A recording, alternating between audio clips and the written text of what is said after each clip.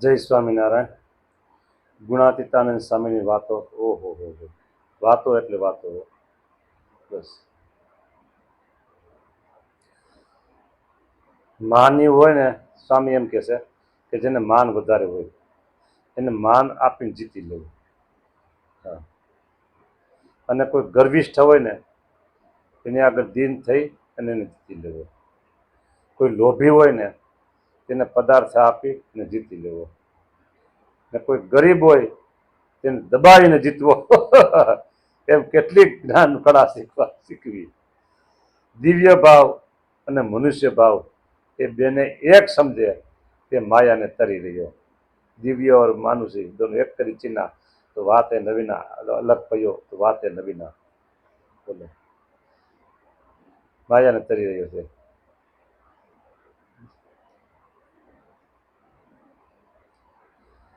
દિવ્ય ભાવ અને મનુષ્ય ભાવ એક સમજે છે તેને કયો સાધન કરવાનું બાકી, કાંઈ બાકી નથી. લ્યો, ભગવાનને ઓળખી લીધા એને.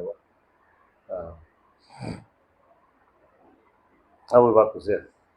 જેમ ગ્રસ્થ પોતાની માં, બહેન, દીકરીને ઉઘાડી દેખી જાય તો અવળું જોઈ જાય પણ સામું ન જુએ, તેમ ભગવાન પણ પોતાના આશ્રિતના દોષ સામું જોતા નથી. એવી મોટી વાત. દોષ વિનાનો ગોતવા જાવ તો આ દુનિયામાં એક માણસ પણ ન જડે. બોલો, તો ભગવાન કોના કલ્યાણ કરે? એ સ્વામીએ કેવી સરસ વાત કરી છે. એ કે ગ્રસ્થ હોય, પોતાની માં, બહેન કે દીકરી એને ઉઘાડી દેખે તો અવળું જોઈ જાય. કેવી વાત છે, સમજો. હવે આજે તો કદાચ ને એવું હશે, અલગ અલગ બધાને રૂમ હોય, બાથરૂમ રૂમની અંદર જ હોય અને અંદરથી રૂમ બંધ હોય, નાહી ધોય અને પછી વસ્ત્ર પરિધાન કરે, કપડાં પહેરતા હોય, રૂમ બંધ હોય, બરાબર. અને સજી ધજીને તૈયાર થઈને પછી બહાર નીકળે. મોટે ભાગે આવું હોય સિટીમાં. ગામડામાં તો ફેર હોય. એટલે આ પ્રશ્ન કોઈ છે નહીં એમાં. પણ ગામડિયું ગામ હોય, એટલી બધી મકાનની વ્યવસ્થા હોય નહીં, રૂમની વ્યવસ્થા હોય નહીં, બરાબર. અને સ્નાન કરી અથવા તો કપડાં બેઠા હોય, આડાવડા હોય, કામકાજમાં હોય, બરાબર. ઉપલું કપડું આડાવડું થઈ ગયું, શરીર ઉગાડું દેખાઈ જવાય, થઈ જાય, શક્ય છે. તરત જ ખોખારો ખાય, અવરું જોઈ જાય, ખોખારો ખાઈ જાય. ખોખારો ખાય અને અવળું જોઈ જાય. હા, હમું ન જોવે. આજે સજી ધજીને પછી ત્યાર થઈને બહાર આવતા હોય તો કઈ એવું હોય નહીં. છતાંય કોઈ પ્રસંગે એવું થઈ જાય, બરાબર. ઘર છે અને છૂટથી જતા હોય ઘરમાં, તો ગ્રસ્ત છે એ તરત અવળું જોઈ જાય, ખોખારો ખાઈ ગયો. એમ ભગવાન પણ એવા છે, આપણા દોષ જોતા નથી. આ હા હા હા, દોષના ભરેલા છીએ આપણે. દોષના ભરેલા છીએ. ભગવાન આપણા દોષ સામે જોતા નથી. ખરેખર વાત બહુ સાચી વાત છે, બહુ સાચી વાત કરી. ભગવાન જોતા નથી. અને ભગવાન જોવે ને તો એક જીવ કલ્યાણ કરવાને જો એક જીવ ભગવાન ન મળે. મેં તો છીન છીન તેરા ગુનેગાર. ડગલે ને પગલે આપણે ભગવાનના ગુનેગાર છીએ. ડગલે ને પગલે ગુનેગાર છીએ. જો હાથથી બજારે હાયલો જતો હોય, ગામડામાં બજાર કે શહેરમાં રોડ કે,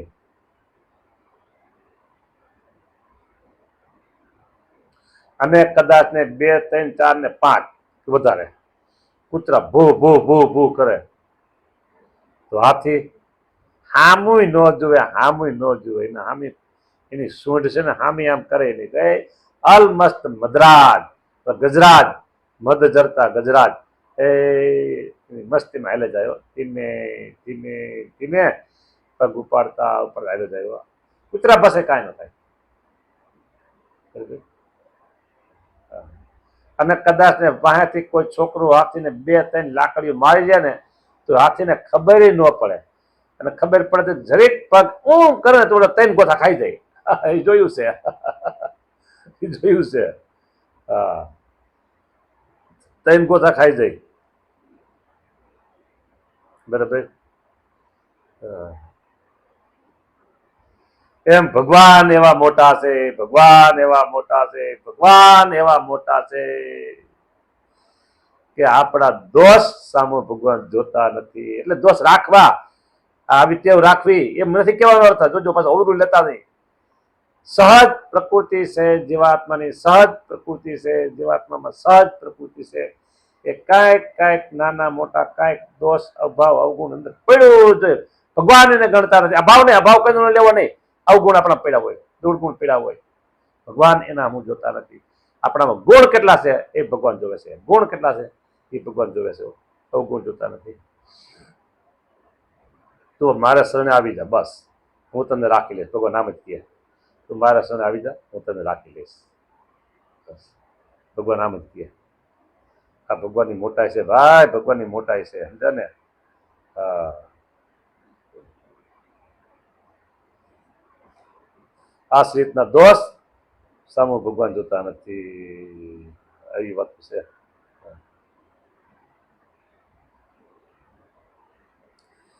મોટા સાધુના સમાગમથી વિષયની વાસના ટળી ગઈ છે, તો પણ ન ટળ્યા જેવું જણાય છે. તેનું કારણ એ છે જે જેમ તલવારમાં મરિયા લાગ્યા હોય, દાગ પડી ગયા હોય કાટના, તે સરાણે ચડાવ્યાથી મટી જાય, ઘસવાથી મટી જાય, ધાર કાઢવાથી. પણ બહુ કાટ લાગી માહી ઉતરી ગયા હોય તો તે મટે નહીં. તે તો તલવાર ગાળી ફરીથી ઘડે ત્યારે મટે. તેમ આ દેહ મૂકીને બ્રહ્મરૂપ થશે એટલે સર્વે વાસના ટળી જશે. બોલો, સર્વે વાસના ટળી જશે. બોલો, આ દેહ મૂકીને બ્રહ્મરૂપ થશે એટલે ટળી જાય બધું. આ સાધુ તો સાંભળો સાંભળો સાંભળો સાંભળો સાંભળો, આ સાધુ તો ભગવાનના હજુરના રહેનારા છે. કેમ પીએ હોય?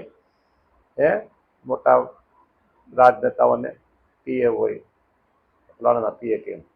બરાબર. સાધુ તો ભગવાનના હજુરના રહેનારા છે. તે પણ માત્ર છેટે રહે એવા નથી, ને છેટે રહે છે તે કોઈ જીવના કલ્યાણને અર્થે છે.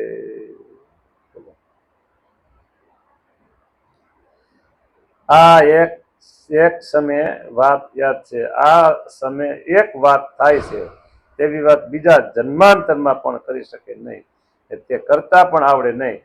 જન્મારો અભ્યાસ કરે તો પણ એવી વાત શીખાય નહીં.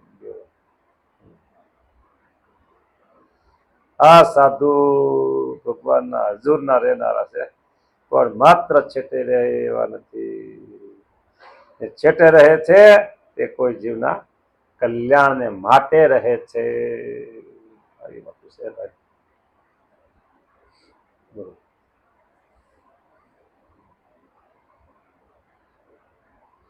સ્વામીએ વાતું કીધી, સાંભળજો. ને ભગવાનનું ને આવા સાધુનું જ્ઞાન જેને થયું છે તેને કાંઈ કરવું રહ્યું નથી. એ તો અહીં છે તો પણ અક્ષરધામમાં જ બેઠા છે. માટે 5 માળા વધુ ઓછી ફરશે તેની ચિંતા નથી. તે તો સામર્થ્ય પ્રમાણે કરવું, પણ ભગવાનના સાધુ એ બેને જીવમાં રાખવા. ઓહો, ને આપણે સાધનને બળે મોટાઈ નથી, આપણે તો ઉપાસનાના બળથી મોટાઈ છે. ઓહો.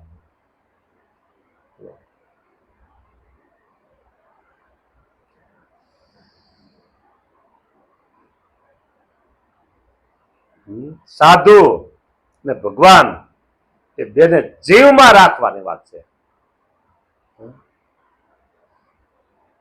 સાથે રાખવા અને જીવમાં રાખવા ફરક છે ભાઈ.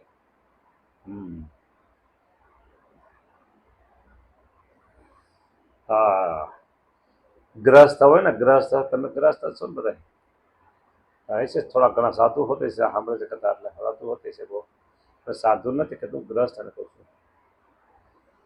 ગ્રસ્ત જે પુરુષ હોય ને એને એની સ્ત્રી અને એનો દીકરો એના જીવમાં પડ્યા હોય, ને સ્ત્રી હોય ને એનો પતિ ને એનો દીકરો જીવમાં પડ્યા હોય, ને પુત્ર હોય ને તો એના પિતા એની માતા જીવમાં પડ્યા હોય. પછી પત્ની હોય ને તો એના સાસુ, એના સસરા, એના દિયર, એના જેઠ વગેરે એ જીવમાં ન હોય, એ ભેગા હોય. પેલા જીવમાં હોય. જો ને એમ ભગવાન ને આ સાધુ છે ને એ બેને જીવમાં રાખવા, જીવમાં. ભગવાન અને સાધુ એને જીવમાં રાખવા તો કામ થઈ જાય, કામ થઈ જાય એવી વાત છે આ. સારું, જય સ્વામિનારાયણ.